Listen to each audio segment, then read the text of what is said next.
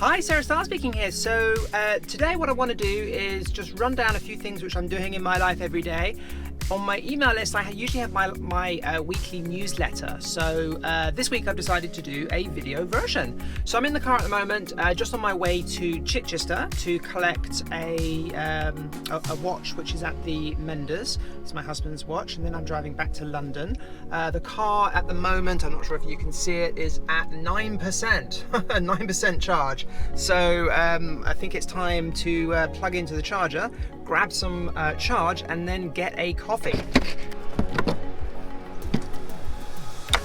So I'm charging at a place called Lip Hook. It's a rather posh golf course, and it's actually interesting that the first time I've seen a Range Rover is charging at a Tesla charger.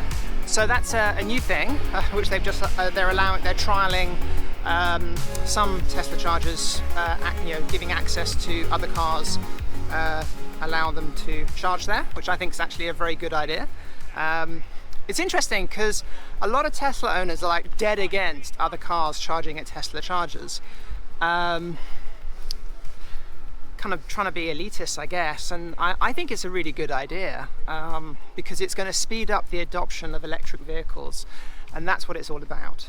So I got my coffee, nice and hot, just charging my car now. One of the things I love about charging a Tesla, or rather my Tesla, is I get free supercharging. So check this out. So look, current charging session, £0. And that's because I jumped on the supercharging, or rather I jumped on the Tesla bandwagon very early on. I was one of the very early people to get a Tesla many years ago.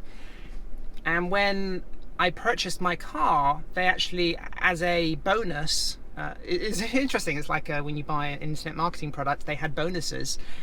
One of the bonuses was free supercharging when I purchased the car for the life of the car. So I actually get free supercharging, which is really cool, really useful when I'm traveling in the UK or anywhere really. Not so useful when I'm at home because I normally charge the car at home. So yeah, really useful. So this week I've been in the UK. Normally I live in France. I've been traveling around quite a lot. And I'm just traveling back to the UK, back to London at the moment, and then on Sunday I'm driving all the way back to France. This week, whilst I've been in London, I went to a big home improvement store, a bit like Home Depot. It's called B&Q here in the UK. And I saw something that was really interesting and related to marketing that I found very interesting, and you've probably seen this before yourself. So in the lobby of this store, they actually had outside vendors selling things. I think there was a guy selling a sort of hot tub, a spa, and then there was another guy selling double glazing windows. And as I walked back, I was approaching this guy and thinking, he's going to pitch me on these windows, isn't he? And I walked past him and he just said, "Windows." That's all he said. Windows. And he's got this little stand with a open and close window. I just said, "No, thank you," and just walked past him. I got into my car and I was thinking, wow, that was really interesting. I actually had to stop myself going back and having a word with the guy. He needs to improve his sales pitch. And I see this the same online. It's very, very similar. It's a very similar thing. People will go on about the features of their product and not talk about the benefits of the product. When it comes to selling, the thing that sells people, is the benefit. People don't buy a drill because they want a drill. They buy a drill because they need a hole. Yeah.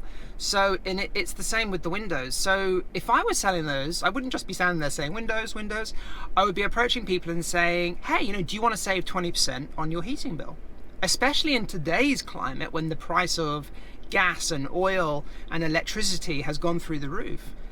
Who's going to say no if you say, "Do you want to save 30% on your on your energy bills?"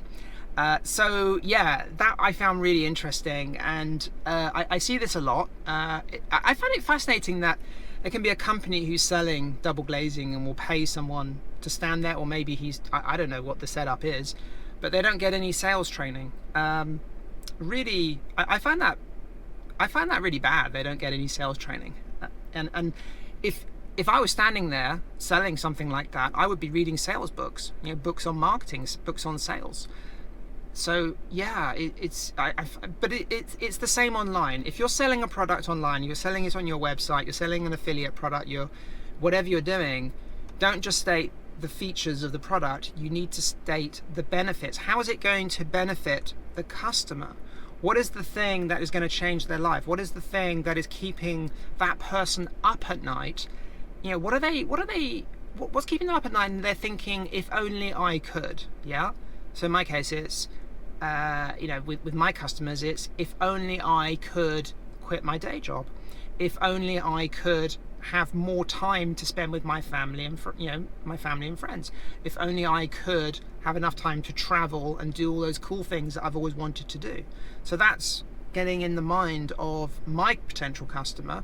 So with a lot of my marketing that I do, with my email list and advertising and so forth, it's always putting that message across in some form, so that my product is almost like the solution to those problems that people have. And when you can do that and get inside the head of your customer like that, then selling becomes really easy. Yeah. So yeah, just take that as a little lesson and remember that when you're trying to sell anything on the internet.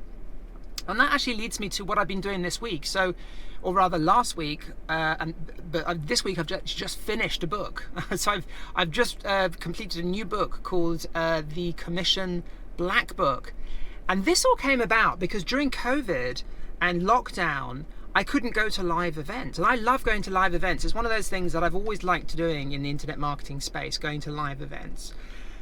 So what I actually ended up doing during lockdown was I started doing Zoom meetings with other marketers all around the world, actually. And every week I'd be on a Zoom call chatting away to one marketer or another, sort of marketers I would normally meet at live events. And we would, chat about the latest strategies, underground techniques we're using, new software tools, that kind of stuff. It's usually, 2 or 3 hour conversations. And I've carried on doing these meetups because it's just the information is so valuable. Anyway, last week I was chatting to my good friend Christopher John Payne, and he was actually grilling me about affiliate marketing, because I've been making sales online since 1999. However, I wasn't a full-time affiliate marketer. I wasn't like doing affiliate marketing until 2008, and it was actually late 2008 that I started making a lot of money with affiliate marketing. And there was one thing that I did that changed everything overnight for me as an affiliate, and it all came about because of a live event, actually. And it was I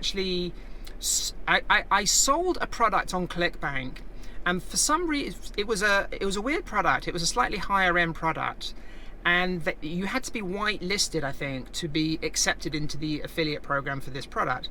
Anyway, to cut a long story short, because I was whitelisted on this list, for some reason I accidentally got invited to a high-end ClickBank mastermind event in Earl's Court in central London. I was really naive back then. I made hardly any money online back then. Certainly I made hardly any money as an affiliate back then. Anyway, so I went along to this event. There was about 15-20 people there. Very quickly realized that all the people who were there were making an awful lot of money online, and I was kind of really nervous because I realized that I really shouldn't be here. The managing director of ClickBank was there, and the vice president of ClickBank was there as well. This woman, I forget her name now. Anyway, as you can imagine, I decided to start grilling all of these ClickBank millionaires, because I was thinking, okay, so these guys are making serious money. What are they doing? I need to be doing what these people are doing if I want to be successful. Anyway, one of the people at this event told me one piece of information which literally changed everything for me overnight. And this is what I was talking to Chris about on this call. So what I've actually done is I recorded this call, and I've also turned it into a book, the Commission Black Book. And I'm planning on releasing it later in the year, probably for around $100. I'm going to put some video course around it as well. But right now, what I actually need is some feedback and success stories and testimonials from people who have other people who have been using this strategy.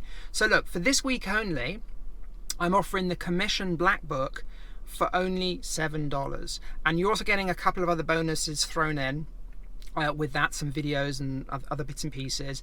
I'll put a link to it in the description of this video. So go and have a look at that. It's only $7. This will end at the end of this week. I apologize if you're looking at this in the future. It won't be available, I'm sorry. But for this week only, you can grab your copy of the Commission Black Book for only $7. So go and check that out. Would appreciate any feedback, and I would also love to hear your testimonials and success stories using some of the strategies which you'll learn in this. So this week as well, I watched an old film. So I was my mum had gone out to a concert, and I was at her house and logged on to my own my home Plex server. And I watched, what did I watch? I watched The Beach. So that's an interesting one. Haven't seen that in 20 years. And the interesting thing is, the movie The Beach, it's set in Thailand. And I was just in Thailand a few weeks back. Well, about 2 months ago, actually. I was in Thailand. And I spent 3 months there. And the time I was in Thailand before that was actually when that movie was being made. So I was actually in Thailand back in 2000 when they were making that film, and I remember everybody talking about it. So yeah, really interesting seeing The Beach with Leonardo DiCaprio, and I really enjoyed it. So yeah, definitely recommend revisiting that movie. So that's what I've been up to this week. The car is actually at 76%. I think we've got enough charge now. I don't need to charge any more than that. I'm going to head back to London, and then for the rest of this week I'm just going to be working on some sales copy for a new webinar which I'm putting together.